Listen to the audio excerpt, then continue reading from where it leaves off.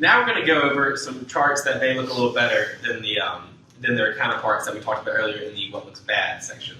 So moving on to the kind of better charts of what looks better, we're going to start off here with a chart about career home runs. This is clearly shown at the top with a nice bold title, and then it's broken up into three clear baseball players: Barry Bonds, Hank Aaron, Babe Ruth.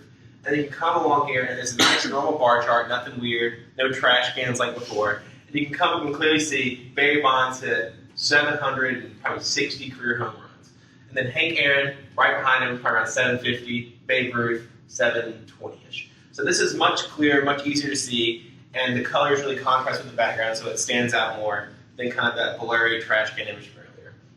Moving over here, we have an image graph, and these aren't necessarily the best way to go, but the way that the trash can and the cake was working, it was just really distracting. And if you have to use an image chart, make sure you have something at the bottom here, key, where one flower is the same as two mothers. So you can see that, okay, Violet has 4 flowers, that's 8 mothers. So if you insist on using a graph like this, make sure you understand that it needs to be clearly defined of what the measurement is showing. And then moving to the bottom, this is just a great example of a simple line graph. Before you had those 3D lines going in and out of each other, and it was really hard to understand. This is a nice, clean line graph, and it shows exactly what you're looking at. April has a spike in the discharge rates. August has a spike in the discharge rates. So this is a great way to just visualize like a flow of the river. So I think overall that's a much better improvement than before.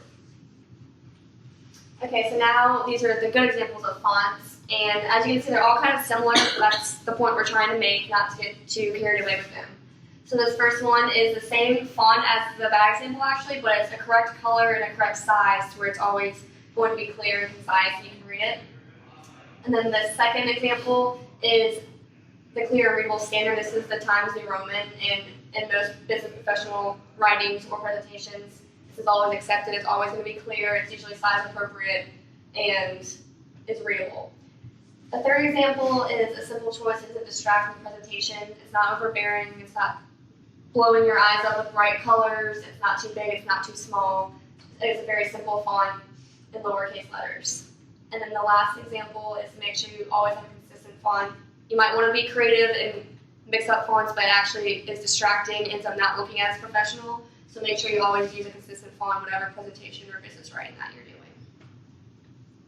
Now we're going to look at color scheme again, and you can actually see the color scheme tile this time instead of the purple background, to where the black font color was blending in with the background. And you can clearly read Go Tigers. The font is very readable and legible. And then we also included a little LSU paw print in there to make it look a little more professional.